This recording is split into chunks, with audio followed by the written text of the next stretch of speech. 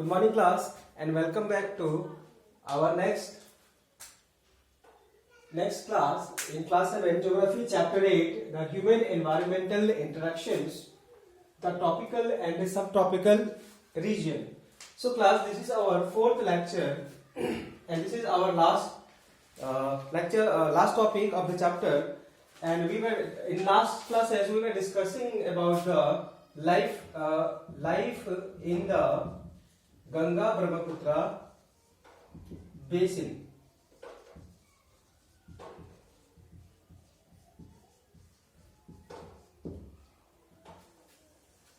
So class last topic में हमने देखा था कि जो गंगा ब्रह्मपुत्र बेसिन है इसमें जो पीपल है उनके लाइफस्टाइल कैसा है, एग्रीकल्चर वाइज, ये सारी बातें हमने डिस्कस की थी. कुछ पॉइंट्स बाकी हैं इस टॉपिक्स में जो कि आज हम देखेंगे.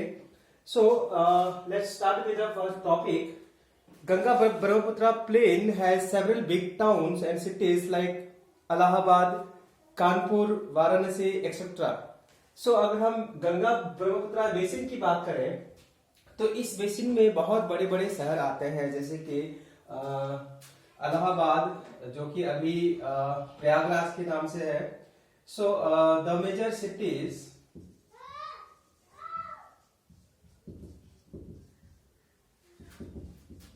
in the basin is Allahabad और प्रयागराज,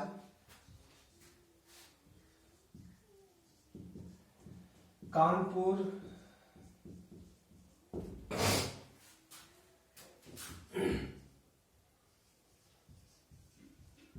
वाराणसी, पटना एक्सेट्रा. तो ये जो गंगा ब्रह्मपुत्र बेसिन है इसमें बहुत बड़े बड़े शहर आते हैं जिसमें बहुत सारे इंडस्ट्रीज भी हैं.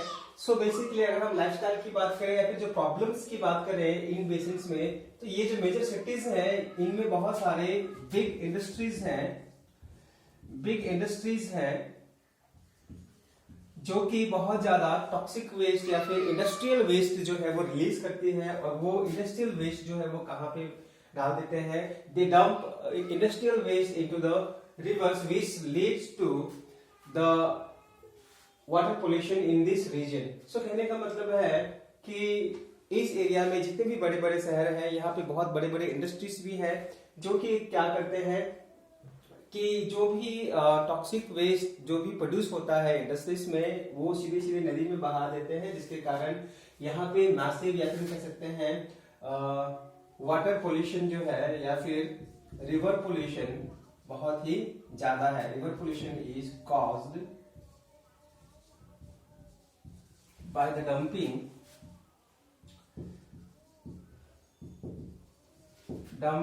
of industrial waste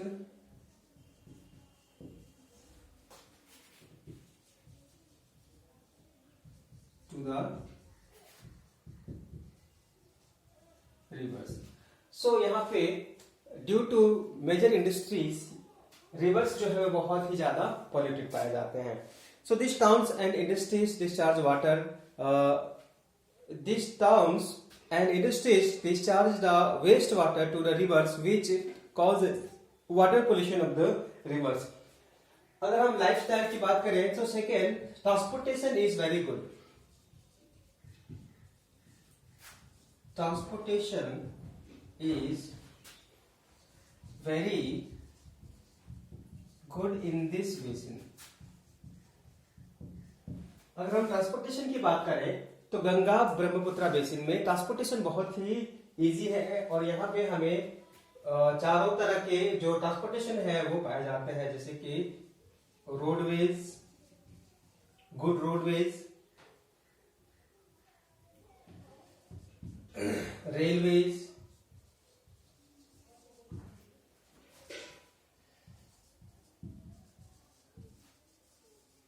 airways and waterways. So Ganga Brahmaputra basin is very good for या फिर हम कह सकते हैं transportation is very good in Ganga Brahmaputra basin. यहाँ पे हमें चारों तरह के ट्रांसपोर्टेशन मिलते हैं, roadways, railways, Airways and waterways. Waterways is actually practice in Hooghly region where ships are used to carry person and goods from one place to another place. So in areas में roadways, railways, Airways और waterways जो है बहुत ही ज्यादा convenient है। अगर हम next lifestyle की बात करें तो tourism is another important. Tourism is another major activities in the basin। अगर हम बात करें गंगा ब्रह्मपुत्र बेसिन की तो यहाँ पे टूरिज्म भी बहुत ज्यादा इंपॉर्टेंट है और यहाँ पे बहुत सारे टूरिज्म प्लेसेस हैं जो कि बहुत ज्यादा प्रोमिनेंट है। For example tourism is another important activity of the basin. So the Taj Mahal on the banks of river Yamuna in Agra is very prominent. So कहेंगे अगर हम टूरिज्म की बात करें तो गंगा ब्रह्मपुत्र बेसिन में ताजमहल आगरा के पास है जो कि बहुत ही ज्यादा फेमस है और ये टूरिज्म जो है इस एरिया में बहुत ही ज्यादा प्रोमिनेंट है क्योंकि सबसे ज्यादा अगर कोई लोग घूमने जाते हैं तो वो है ताजमहल में, ताजमहल को देखने जाते हैं। इसके बाद बहुत सारे बुद्धिस्ट स्तूपास हैं जो कि उत्तर प्रदेश में भी हैं और बिहार में भी हैं। फॉर एग्जाम्पल बोध गया इन बिहार एंड कुशीनगर इन उत्तर प्रदेश। सो ये दो प्लेसेस हैं बुद्धिस्ट स्तूपा में जहां पे लोग बहुत ज्यादा घूमने जाते हैं और ये मेजर टूरिस्ट प्लेस है इन उत्तर प्रदेश एंड बिहार। उसके बाद अगर हम नॉर्थ की बात करें so there is a Kaziranga in Assam. So Kaziranga national park is also very famous tourism place in north India और नॉर्थ ईस्टर्न इंडिया। और काजीरंगा जो है बहुत ही इंपॉर्टेंट है क्योंकि Kaziranga is the only national park where one horn rhinos are found. So यहाँ पे बहुत सारे ऐसे एनिमल्स हैं जो कि पाए जाते हैं काजीरंगा नेशनल पार्क में। इसके बाद मानस वाइल्ड लाइफ सेंचुरी जो है ये भी बहुत ज्यादा अट्रैक्टिव प्लेस है इन नॉर्थ ईस्टर्न इंडिया।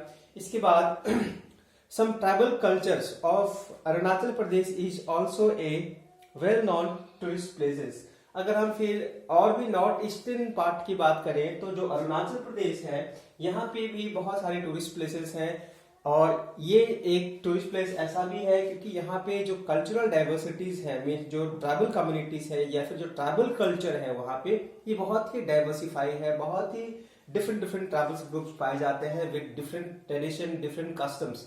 तो ये एक बहुत ही अट्रैक्टिव पार्ट है हमारे north eastern India that is Arunachal Pradesh और ये वहाँ के ट्रैवल वेरिएशंस के वजह से बहुत ज्यादा पॉपुलर है और ये भी एक मेजर टूरिज्म प्लेस है इन गंगा ब्रह्मपुत्र बेसिन।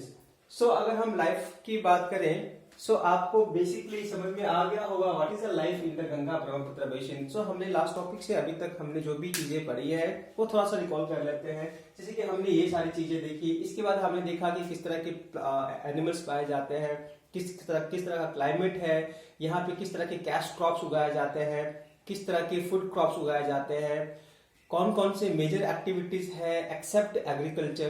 तो ये सारी चीजें जो है वो बहुत ज्यादा प्रोमिनेंट, बहुत ज्यादा यूजफुल बनाती है गंगा ब्रह्मपुत्र बेसिन को। So class this was our last topic and all students are requested to complete their fair in their notebook. Thank you.